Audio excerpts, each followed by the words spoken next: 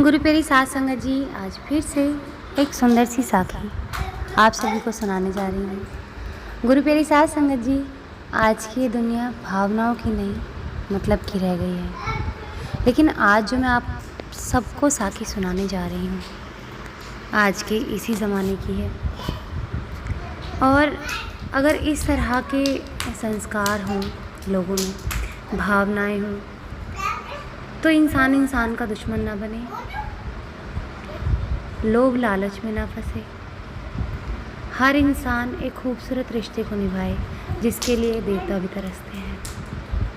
तो आइए गुरु प्यारी साध संगत जी, सुनते हैं आज की सुंदर सी साखी। मैं आज इंसानी रिश्तों के बारे में इसलिए बात कर रही हूँ कि जब इंसानी रिश्ते खूबसूरत तरीके से निभाए जाते हैं तो वो मोक्ष दिलाने में भी बहुत बड़ी मदद करते हैं। तो आइए गुरु प्यारी साध संगत जी, सुनते हैं आज की ये सुंदर सी साखी। ये कहानी है एक परिवार में 3 भाई और एक बहन की। एक परिवार में 3 भाई और एक बहन थे। बड़ा और छोटा बेटा पढ़ने में बहुत तेज़ थे। उनके माँ बाप तो उन चारों से बेहद प्यार करते थे, मगर मझले बेटे से थोड़ा परेशान भी थे। बड़ा बेटा पढ़ लिख कर डॉक्टर बन गया, छोटा भी पढ़ लिख कर इंजीनियर बन गया, मगर मझला बिल्कुल अनपढ़ बनकर ही रह गया।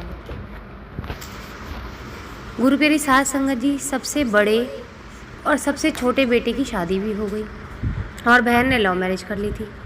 बहन की शादी भी अच्छे घराने में हुई। आखिर उसके 2 भाई डॉक्टर इंजीनियर थे, लेकिन मझले को कोई लड़की नहीं मिल रही थी और उम्र भी ज़्यादा होने से माँ बाप की परेशानी भी बढ़ रही थी।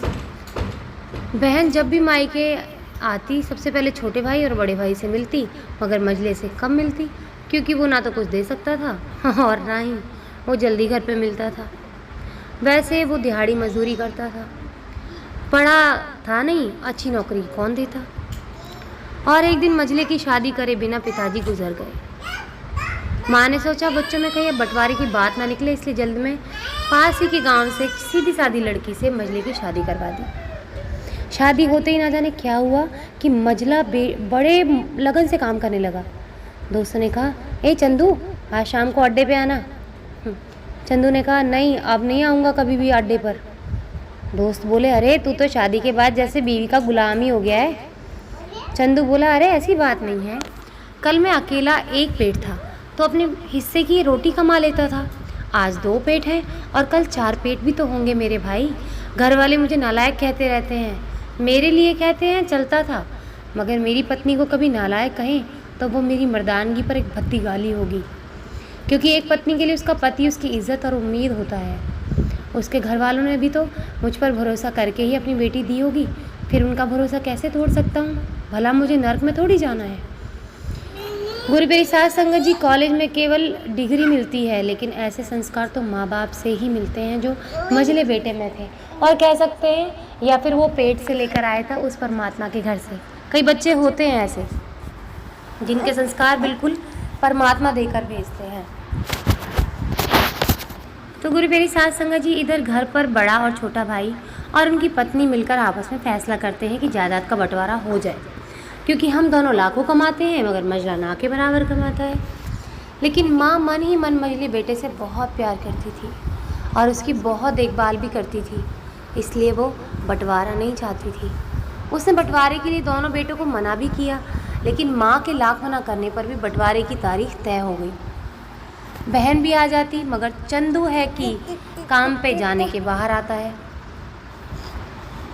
उसके दोनों भाई उसको पकड़कर भीतर लाकर बोलते हैं कि आज तो रुकना ही पड़ेगा, आज बंटवारा कर ही लेते हैं, और वकील भी कहता है सबको साइन करना पड़ता है।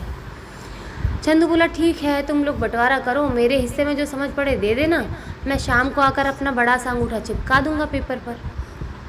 बहन बोली, अरे बेवकूफ़, तू गंवार का गंवार ही रहेगा, तेरी किस्मत अच्छी है कि तुम्हें इतने अच्छे भाई मिले हैं। माँ बोली, अरे चंदू आज रुक जा बेटा, बंटवारे में कुल 20 बीघा ज़मीन में दोनों भाई 10-10 बीघा ज़मीन रख लेते हैं और चंदू को पुश्तैनी पुराना घर छोड़ देते हैं। तभी चंदू ज़ोर से चिल्लाता, अरे फिर हमारी छुटकी का हिस्सा कौन सा है? दोनों भाई हंसकर बोलते, अरे मूर्ख, बंटवारा भाइयों में होता है और बहनों के हिस्से में सिर्फ उसका मायका ही होता है। चंदू बोला, ओह शायद पढ़ा लिखा ना होना भी एक मूर्खता ही है। ठीक है, आप दोनों ऐसा करो, मेरे हिस्से की वसीयत मेरी बहन छुटकी के नाम कर दो। दोनों भाई हैरान हो गए, बोले, और तू? चंदू माँ की ओर देखकर मुस्कुरा के बोलता है, मेरे हिस्से में माँ है ना। फिर अपनी पत्नी की ओर देखकर बोलता है मुस्कुराते हुए, सुनो, क्या मैंने गलत कहा? वो बोली, नहीं जी, आप अपनी सास से लिपट कर कहती है, इससे बड़ी दौलत क्या होगी मेरे लिए कि मुझे माँ जैसी सास मिली है। बस यही शब्द थे जो बंटवारे को सन्नाटे में बदल गए। बहन दौड़कर अपने गंवार भैया से गले लगकर रोते हुए कहती है कि माफ़ कर दो भैया मुझे, क्योंकि मैं ना समझ सकी आपको। चंदू बोला, इस घर में तेरा उतना ही हिस्सा है जितना कि हम सबका। मेरे लिए तुम सब बहुत अजीज़ हो, चाहे पास रहो चाहे दूर। माँ का चुनाव इसलिए किया ताकि तुम सब हमेशा मुझे याद आओ, क्योंकि ये वही कोख है जहाँ हमने बारी बारी 9 महीने गुजारे थे।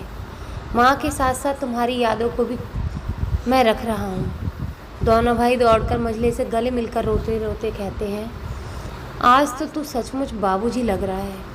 सबकी आंखों में आंसू बह रहे थे। सबने बंटवारे का फैसला त्याग दिया और सब एक साथ रहने लगे। गुरु प्यारी साध संगत जी, अगर आज हर घर में इतना होने के बाद भी सब लोग अगर मिलजुल कर रहने लग जाएं, रुपए पैसे पे ज़्यादा ध्यान ना दे करके रिश्तों पे ध्यान दें, तो इंसान कुमार्ग पर नहीं चलेगा, पाप के रास्ते पर नहीं चलेगा, पुण्य के रास्ते पर चलेगा और तुरंत भगवान की प्राप्ति होगी। हमारे यही काम, क्रोध, मोह, लोभ हमें हमेशा नरक की तरफ धकेलते हैं, और अगर हम इनका त्याग कर दें तो यही हमें स्वर्ग की तरफ ले जाते हैं, परमात्मा के पास ले जाते हैं। तो रिश्तों को रिश्तों की तरह निभाया जाए। अगर भगवान ने बनाना ही होता तो कर्मों को किसी भी रूप में भेज सकते थे, वो रिश्ते के रूप में ही क्यों भेजा? क्योंकि वो चाहते हैं कि हमारी आत्मा पवित्र हो। हमारी आत्मा जितनी मैली हुई है जानवरों का जन्म लेके, कीट पतंगों का जन्म लेके, उस सब में रिश्ते नाम की चीज़ नहीं होती। लेकिन रिश्ते नाम की चीज़ सिर्फ़ और सिर्फ मानव जन्म में देखी गई है।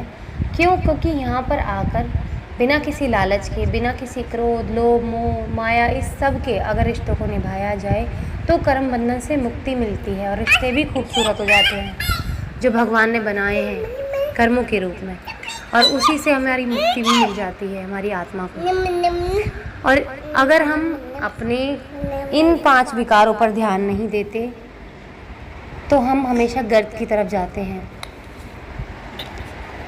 आप सब जानते हैं कि धृतराष्ट्र ने अपने भाई के साथ धोखा किया था, और धोखे का नतीजा क्या निकला? उसके पूरे परिवार का सर्वनाश हो गया। उस खानदान में कोई बचा ही नहीं। तो ये लालच ने देखिए क्या गत करवाई, उसकी पूरी औलादों की मत भ्रष्ट कर ली। द्रौपदी पर जिन्होंने हाथ उठाया उसका चीरहरण करने की कोशिश की और उनका सर्वनाश होता चला गया। तो देखिए, एक लालच बुद्धि को, परिवार को, सब चीज़ को, पीढ़ियों तक को नष्ट कर देता है। तो इस लोभ लालच से जितना बचा जाए, दूर रहा जाए, अच्छा है। अपने बच्चों को संस्कार दीजिए कि लालच ना करें और माँ बाप भेदभाव ना करें। एक छोटा सा भेदभाव बचपन में सिखाया गया, बड़े होकर बहुत बड़े भेदभाव को जन्म दे देता है, और ये दरार कभी नहीं बढ़ती। जिन छोटी छोटी गलतियों को माँ बाप इग्नोर कर देते हैं वही उनके घटिया संस्कार होते हैं, जो आगे बढ़कर बच्चों में बहुत ज़्यादा जहर की तरह फैल जाते हैं और बिल्कुल कैंसर की तरह होते हैं, फिर ये निकलते भी नहीं हैं। और आपस में ही भाई भाई, बहन बहन, भैया भाई बहन कह लीजिए, आपस में एक दूसरे के खून के प्यासे हो जाते हैं एक जरा सी चीज़ के लिए। तो गुरु प्यारी साध संगत जी, अगर अपनी गत बिगाड़नी नहीं है, अपनी गत सही रखनी है, तो लोभ लालच से, मोह माया से दूर होना होगा और रिश्तों को बखूबी निभाना होगा। आज इसी के साथ इस सुंदर सी साखी को यहीं समाप्त करना चाहूँगी। मिलती हूँ आपसे अपनी अगली वीडियो में नई साखी के साथ। तब तक के लिए खुश रहें, सुमिरन करते रहें, सच्ची सेवा करते रहें।